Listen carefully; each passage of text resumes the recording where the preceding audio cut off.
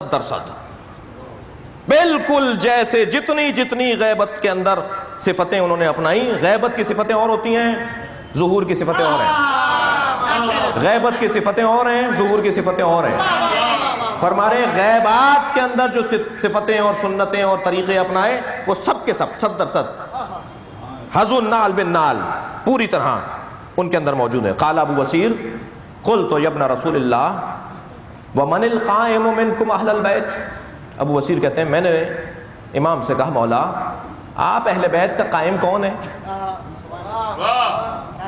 میں یہ جملہ کہہ دوں کہ ہم ہی انتظار نہیں کر رہے، امام جعفر صادق بھی انتظار کر رہے تھے. یہ کہ ایسا انتظار ہے کہ جو اللہ بھی کرتا ہے اور ائمہ بھی کرتے ہیں.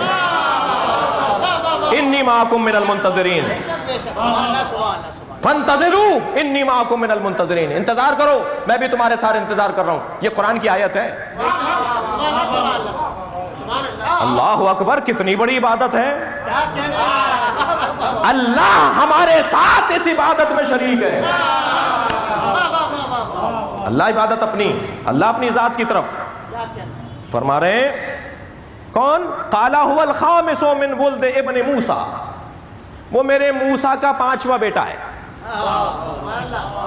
جی امام موسیٰ کاظم کے 5واں فرزند. وهو الخامس من ولد ابن موسیٰ ذالک ابن سیدۃ الامام. اور یہ بھی ذہن میں رہے کہ جہاں وہ میرے موسیٰ کا 5واں بیٹا ہے وہاں دنیا کی کنیزوں میں ساری کنیزوں کی سیدہ کا بیٹا ہے، حضرت نرجس مادر صاحب. یغیب غیبتا یرتاب فیہا المبتلون، اتنی طویل غیبت اپنائے گا کہ شک کرنے والے، مذبذب، مردد. بھائی یہ ساری صفتیں اچھے لوگوں کی نہیں ہیں. شکاک، مردد، مذبذب اچھے لوگ نہیں ہوتے. اچھے لوگوں کو کہتے ہیں مطمئن. معصوم فرما رہے ہیں مذبذب لوگوں اور مردد لوگوں کے لیے یہ شک کے اضافے کا سبب بنے گا، ان کا شک بڑھے گا اس کی وجہ سے. ثم یظہرہ اللہ عز وجل، پھر اللہ اسے ظاہر کرے گا. وَيُفْتَحُ اللَّهُ عَلَى يَدِهِ مَشَارِقَ الْأَرْضِ وَمَغَارِبِهَا، اور مشارق ارض اور مغارب ارض کو اللہ اس کے ہاتھ سے فتح کرے گا. اس کے ہاتھ سے کامیابیاں فتح ہو جائے گا مشرق اور مغرب. وَيَنزِلُ رُوحُ اللَّهِ عِيسَى ابْنُ مَرْيَمَ علیہ السلام، اور عیسیٰ ابن مریم نازل ہوں گے. فَيُصَلِّي خَلْفَهُ، اور پھر عیسیٰ ابن مریم نازل ہو کے ان کے پیچھے نماز پڑھیں گے. اور اس کے بعد کیا ہوگا جو میرا موضوع تھا، وَتَشْرَقُ الْأَرْضُ بِنُورِ رَبِّهَا. اب تمہیں دکھائی دے گا کہ نور رب کیا ہوتا ہے. صلوات بھیجے محمد وآلہ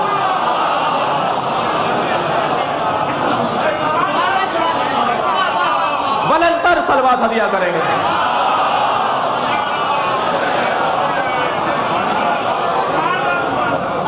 مولا فرما رہے ہیں وَأَشْرَقَتِ الْأَرْضُ بِنُورِ رَبِّهَا، میں نے آیت پڑھی اور مولا فرما رہے ہیں وَتَشْرَقُ الْأَرْضُ بِنُورِ رَبِّهَا، اور ارض اپنے رب کے نور سے چمک اٹھے گا. اور فرماتے ہیں وَتَبْقَى فِي الْأَرْضِ وَلَا تَبْقَى فِي الْأَرْضِ بُقْعَةٌ عُبِدَ فِيهَا غَيْرَ اللَّهِ. اب سوال یہ ہے کہ یہ جو نور رب سے زمین چمکے گی تو کیا یہ لائٹ چمکے گی؟ کیا مراد ہے؟ میں بچوں سے بات کر رہا ہوں. کیا ہوگا کہ نور رب سے زمین پر ایک بندہ بھی باقی نہیں رہے گا جو غیر خدا کا سجدہ کرے.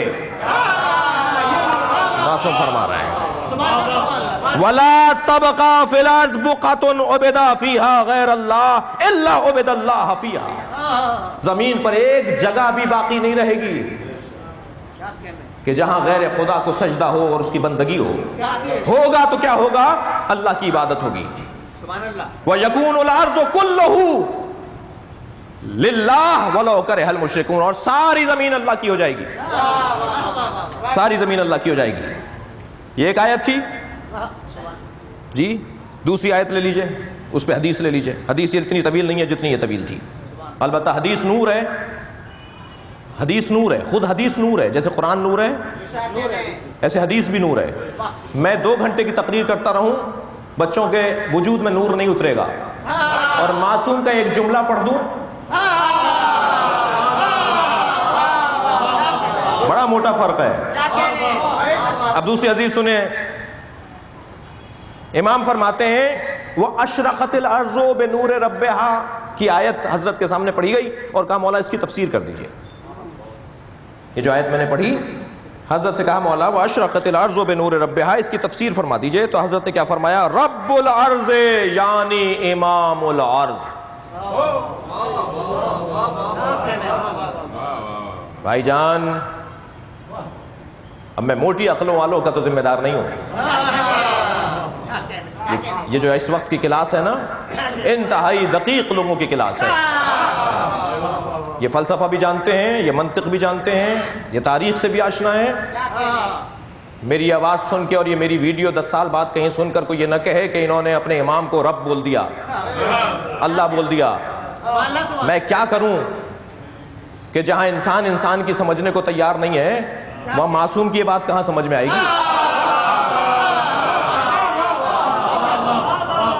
جن لوگوں پہ میں تنقید کر رہا ہوں وہ کیسے سمجھیں گے امام کی بات؟ اسے سمجھنے کے لیے پہلے مرحلے چاہیے، پہلی کلاسیں چاہیے، اور یہ مجمع پہلی کلاسیں گزار چکا ہے. یہ کچی پکی کا مجمع نہیں ہے. صلوات پڑھیں محمد و آل محمد.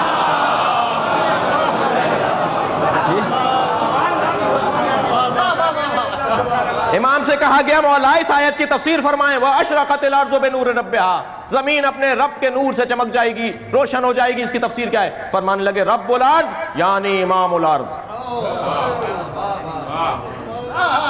اللہ اکبر. قلت فَإِذَا خَرَجَ يَكُونُ مَاذَا، مولا جب وہ ظہور فرمائیں گے تو کیا ہوگا؟ پوچھنے والا پوچھ رہا ہے مولا جب وہ ظہور فرمائیں گے تو کیا ہوگا؟ حضرت فرماتے ہیں قَالَ اِذَنْ يَسْتَغْنِ النَّاسُ عَنْ ضَوْءِ الشَّمْسِ وَنُورِ الْقَمَرِ، اس کے آنے سے لوگ چاند اور سورج سے مستغنی ہو جائیں گے. صلوات پڑھ لیں محمد و آل محمد.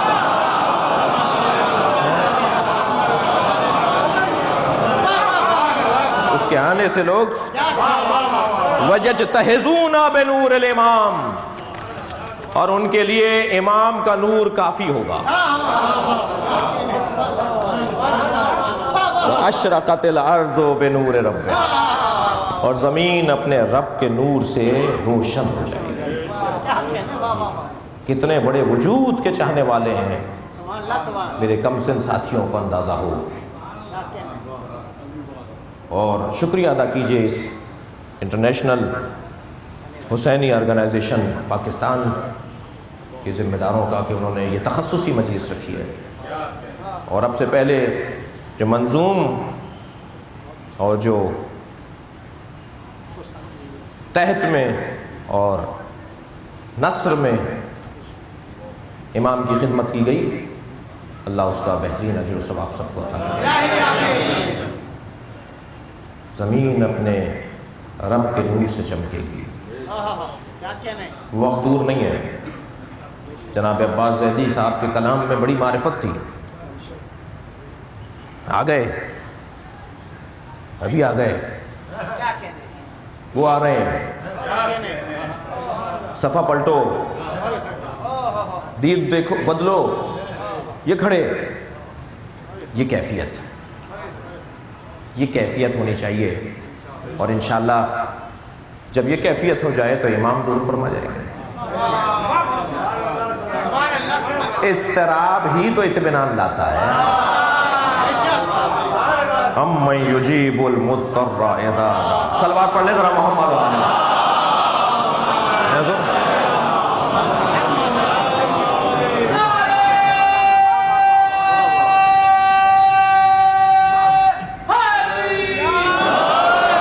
بس عزیزو انشاءاللہ آئندہ سال زندگی رہی اور یہ ایام تو توفیق ہوئی تو حاضر ہوں گے. آج اس عشرے کی آخری مجلس ہے، اور شاید سالوں کو بھی عشرہ ہو گیا ہے، سالوں کا بھی عشرہ ہو گیا ہے۔ 10واں سال ہے، 9واں سال تاسوعا ہے، 9واں ہے، 9ویں عشرے کی، اچھا جملہ ہے جناب اختر ہاشمی صاحب کا، 9ویں عشرے کی 10ویں مجلس۔ پروردگار عالم کا جتنا احسان مانا جائے گا، آخری مجلس اور وہ بھی عشرے کی آخری مجلس، تو کس کے دروازے پہ چلیں؟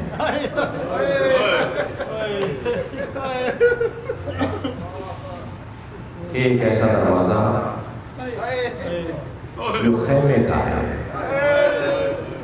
جو چادر کا ہے، جو کپڑے کا ہے، جو کچھ لمحوں بعد جل جائے گا۔ چلیے اپنے ذہنوں کو اس دروازے پر لے چلیں۔ کوئی ہے جو خیمے سے نکلنا چاہتا ہے، مگر بیویوں نے حلقہ باندھا ہوا، کوئی دامن پکڑے بیٹھی ہے، کوئی بازو تھامے بیٹھی ہے، کسی نے گلے میں ہاتھ ڈالا ہے، کوئی دعائیاں دیتی ہے، کوئی واسطے دیتی ہے، اور ایک تو بہت چھوٹی سی بیوی ہے جو اپنے بابا کا دامن چھوڑتی ہے۔ اور ایک جملہ ملا ہے جناب سکینہ کا، فرماتی ہے ارحم غربتنا یا بابا ہماری غربت پر رحم کیجیے، بابا ہماری غربت پر رحم کیجیے۔ ہمیں کس کے حوالے کر کے جا رہے ہیں؟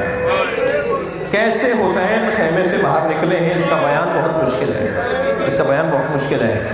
عزادارو طویل مصائب نہیں ہے، صرف 2 جملے کہوں گا، اور ایک جملہ یہ کہہ کر گزروں کہ بعض اوقات مصائب اتنے سخت ہوتے ہیں جن کو جلدی سے گزارنا اور گزر جانا اچھا نہیں ہے۔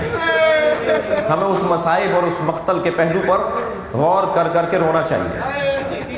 کربلا میں کچھ مصائب ایسے ہیں جو مصائبوں میں بڑے مصائب ہیں، مقتل کا بڑا مرحلہ ہے۔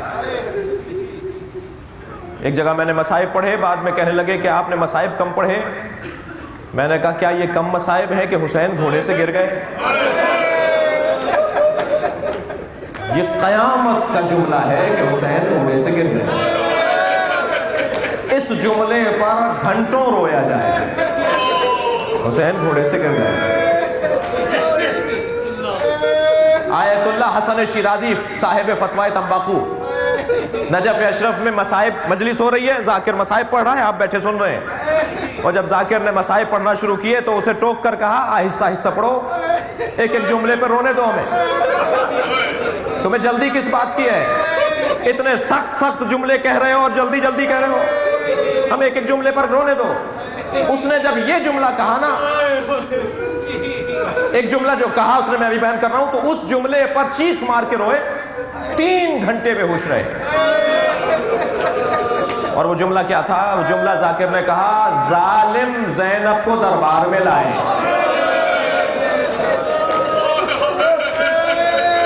ایک اس جملے کے اوپر مقتل کے یہ جملے ہیں نا، زینب کو دربار میں لایا گیا، گھنٹوں گریہ کیا جائے اس ایک جملے پر، جناب زینب کو دربار میں لایا گیا۔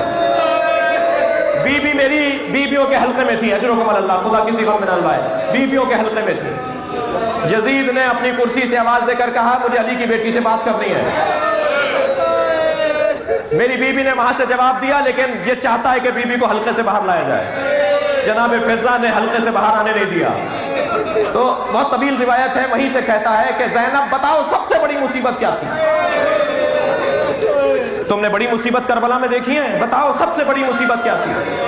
جناب زینب کا جملہ سنے، میں مختصر پڑھ رہا ہوں۔ بی بی نے جملہ فرمایا سب سے بڑی مصیبت زینب پر یہ ہے کہ تجھ جیسے سے بات کر رہی ہے۔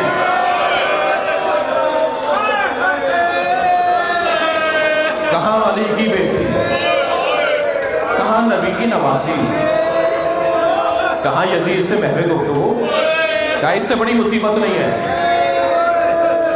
مقتل کربلا و کوفہ و شام کی راہوں میں بعض مقتل کے جملے اتنے سخت ہیں کہ جن پر کہہ کر گھنٹوں رویا جائے۔ ان سخت جملوں میں ایک مرحلہ عزادارو یہ ہے کہ جب امام حسین پر گھوڑے دوڑائے گئے، بڑے سخت جملے کہہ رہا ہوں، مجھے نہیں معلوم میری بات محترم سننے والے لے رہے ہیں، جب گھوڑے دوڑائے گئے میری بیوی نے کربلا سے کوفہ، کوفہ سے شام، اور شام سے پھر کربلا اور پھر مدینہ، سارے راستے کسی سے مدد نہیں مانگی۔ بڑا سخت مرحلہ ہے، لیکن جب حسین پر گھوڑے دوڑ رہے تھے زینب نے جملوں میں تو مدد نہیں مانگی، اپنے ہاتھ اپنے سر پر رکھ دیے۔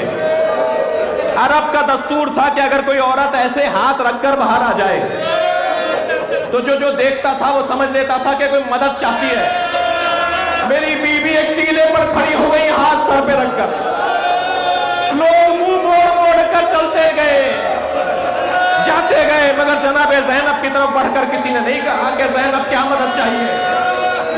بڑا سخت مرحلہ تھا جناب زینب کے لیے، بڑی مصیبت تھی، اور یہ مصیبت بہت بڑی سخت مصیبت ہے کربلا میں، کہ جب علی اکبر گئے بیویوں نے گریہ ضرور کیا مگر بیوی مضطرب نہیں ہوئی، عباس گئے بیوی مضطرب نہیں ہوئی، لیکن جب حسین جا رہے ہیں تو بیویوں میں اضطراب ہے، اور ایک جملہ کہتی ہے کہ اب کون رہ گیا ہمارے سر پر۔